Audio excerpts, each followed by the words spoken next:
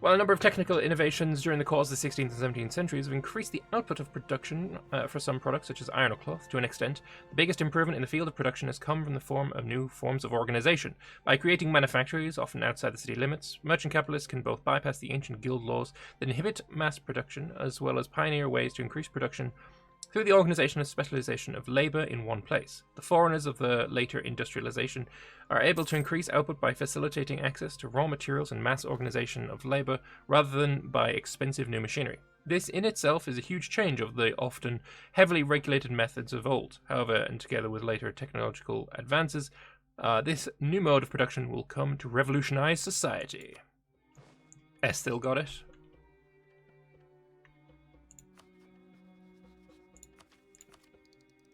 So he did. I mean, it's spreading quite nicely in me. Ovdal Tunger, I want you to also have institutions spread on.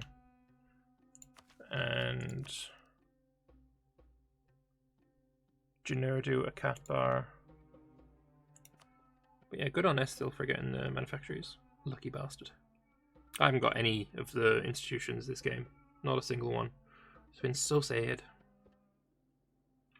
So as soon as I embrace manufactories, we could have the Rise of Artificery incident, which should be interesting.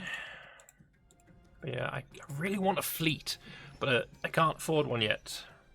I need another idea group, which is coming in like 20 years. And the fact that Eordland has this province and has so many allies, like it's just really funny because Eordland was complaining so hard against Gawed's small country in Telgear defending their colonies versus Eordland, and then he's gone and allied like a way bigger hug box than he was fighting against. It is high tier fucking funny. Manufactories has appeared in Bulwa. Beautiful. Okay, so that's going to start spreading around. That goods produce modifier for manufactories is dope as hell. I want it to spread faster. It's so slow. Why do you not have a manufactory? Generdu better have one. Yeah, it's got a plantation. Good. Build more manufactories is a good idea because it is just worth money. Total income 853. So we've gone up by about 140 this session so far. So we're increasing the manpower like a lot, but the force limit isn't actually changing much at all. Maybe we should start building regimental camps everywhere. Somebody has already taken Tech 21. Who the fuck took Tech 21? Small country took Tech 21. So rude. So rude. And they took it a while ago as well. What's going on here? I just saw an explosion there. What are you doing? Yeah, are they drilling? And I don't know if... You also drilling? Is that gun gonna fire for no reason? I am so confused. That's... No! No! No! So, the meta way to play this, not even the meta way, just the way that you play this is you take the 10 prestige hit. Because I make shit tons of prestige, I don't give a fuck. But, fuck meta playing, sorrow overtakes me. Her body has been draped, by whom you do not know, in a white cloth, now stained red by her lost vitae. They say she was found by her horse in a clearing in the woods. You know the place they speak of. Her face is calm, almost serene. You reach out to touch her. The terrible reality of the situation dawns on you. The cold you feel is that of death.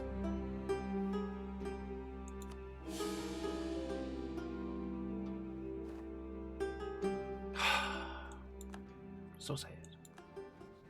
Seriously, Celadora, you've been alive and married to Gelendil for over 200 years. and you haven't had more than one kid with him? What the fuck? I wish there was an option to use a spy network to kill heirs. Thing is, I can kill some, right? If I wanted to, I could go and say, oh, Bomber Bronzebar, he's a fucking 636, he's dead. Kill the country's ruler in exchange for the life of a member of our ruling family, heir or consort, if eligible. Right? I could do that. Not going to, it's a silly idea, but I could do that. It's legitimately upsetting, actually, losing Celadora. Sickness of Empress. She's fallen ill. No! No! It's all going apart! No! Please, live! We'll delegate more to the provinces. No, the Empress is ill. She's broken-hearted. She's in deep mourning. Is this the end? Ah. This is not how the Phoenix goes down. Well, I mean, it has been how the Phoenix has gone down twice before. But this is not... We're not going to repeat that. We're fine. We're not going to... It's going to be okay. We're totally fine. Nothing's wrong. Other than the death of my daughter. The saddest of times. A promising thinker to some, a dangerous instigator to others. Aldarion Thalansweir has recently published a new work of natural philosophy, showing that it is very likely that many of the things we held evident up until now might in fact be wrong. To make matters worse, the thinker have also used the opportunity provided by the publication to mock the religious establishment. Taken together, this has created a strong aversion against these new ideas, with some arguing that Aldarion Thalansweir should be incarcerated and punished, while others at the very least distance themselves from the text. So do I want the innovativeness? No. Fuck you. We can't allow this blasphemy. Fuck off. While the Revellion Society has been known for their work in artificery, many of them are actually talented wizards and mages in their own right. With the recent explorations of the God Fragment, we have received word from the mages estate in our country that the society has slowly but surely gained power within the estate. Some claim that these Revellions are now claiming that magic is in fact divine in origin, and that mages have a duty to make sure it's wielded correctly. Though others simply state that it is a natural outcome of the rising popularity of the society in general. Yeah, sure, it's a scholarly field. Human minister. Let's just get... actually, you know what? I do kind of want the human. Well, first off, I will zoom in to my capital so we can see what the name of the dude is. Ekrem Zelbrazan. Is you colonial range? Fucking colonial range. Ugh, shite. Pure garbage shite. Shitey shite. I'd much rather have the trade efficiency. He's gonna bring me more money than this guy saves. Yesterday, a brawl happened in a tavern from Bulwa. As the guards stopped the fighting and threw the various agitators in jail for the night, they were not surprised to find the renowned bard Burat Kazash among the jailed. Infamous throughout Bulwa for both his singing and his range of insults, he'd apparently recited his famous poem Utar Irnutu, the Great Success, in front of some Gilkali merchants, who were enraged at the words he used against their homeland.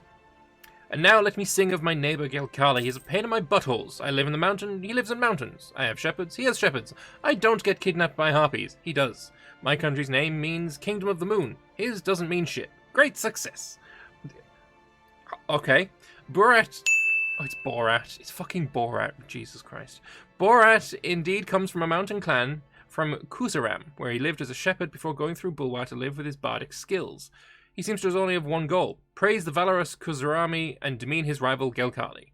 While not a very popular figure in Gilkali lands, his art is very sought by the masses, and all rulers of Bulwa have wanted to enlist him in their service. Despite the fact that our guards threw him in prison, he seems to have taken an interest in the court of Celadora I, offering to serve us with all his skills and make beauty of our court known for eternity.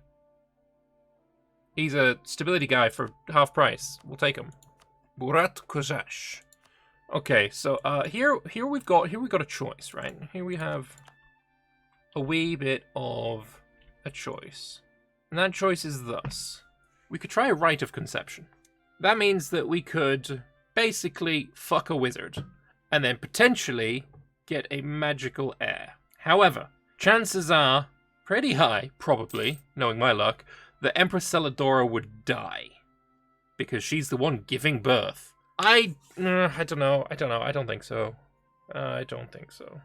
Let's just encourage plant growth. Apprentice mages often learn life related to transmutation magics by experimenting on plants, which is agreed to be a much safer way to teach the consequences of failing to alter living things than using animals or, heaven forbid, people. Many mages earn a great living in practical spells like this and can use magic to encourage growth in plant life, creating healthier, faster, and even tastier crops and food. Sure, let's do it. There's magic to create a homunculi that's 666. I don't think you can do that with the mage estate, though. If she dies, will be a civil war. I mean, I'll be very, very sad is what will happen. Now that sure is interesting. The Reach Esthil Blade Marchers versus Corvuria Sirenvar. I can't ally. Silverforge and Laurent have come and joined. Only 25 units can be rented out? That's fucking garbage. Because I can't ally him because of too many Diplo slots, and the rules of our game say that if you have too many Diplo slots, you can't join in. But I can enforce peace. The reach is... yeah, it's a one great power versus no great powers. There's no kind of way that I can get involved that way. So Silverforge is getting wrecked. You'd expect this, although Gawed being allied to the Reach is probably not going to happen. Where's the war over, actually? Arca Corvur, his literal capital. Like, you have to attack that. But I don't want to ally. I can't ally. The relations are being improved both ways, so my opinion of him is going to go up. It needs to go to 100 so that or his opinion of me, sorry, it needs to go to 100. I don't know if it's going to happen. Can I ally him but only use enforced peace? I don't want to be his ally. I don't actually think we're going to be able to get to 100 without it, though, to be honest. I'll get to 50 and then I'll ally. Fuck it. He's coming. You need my help, I see. You're saved. I mean, I wouldn't go that far, not yet. Silverforge is willing to flip the bill here right now. Go for it. It's taking him a long time to siege down my capital because he's got 65-day siege ticks. Yeah, if you want to call me in, I can break that siege. Actually, let me just have a look at one thing first. Our relations are... oh, wait. Accept the alliance offer that I sent you first? Oh, okay.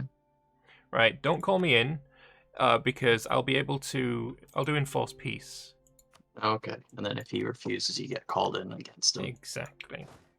Lambert, can I ask where 3/4 of your manpower went? I swear I just saw it at 1 million. Now it's at 250k. No, it's 1,250,000. Oh. Okay. Oh, it's just covered up. Give me military access. Hey, folks. Hello. So, do you guys want a settled peace, or what we doing? Well, I haven't done anything aggressive against him, and he decided to attack me, so... The point is that Lambert's enforcing, which is well within his rights, but at the same time, you know, like, do we want to just kind of end it here, or do you guys want to I'd be happy with a white piece, to be honest. I mean, we're not talking about a white piece, but... I didn't start this. I know you didn't start it. We can just have a small settled peace, where, you know, you give over 1 or 2 provinces. I don't know how much. I'll go ask them. The thing is, the only provinces he can take are my capital, or just a random 3 development province, which I don't think he's going to go for. Okay, I'm in the war. Okay. Go then. I will go back to them.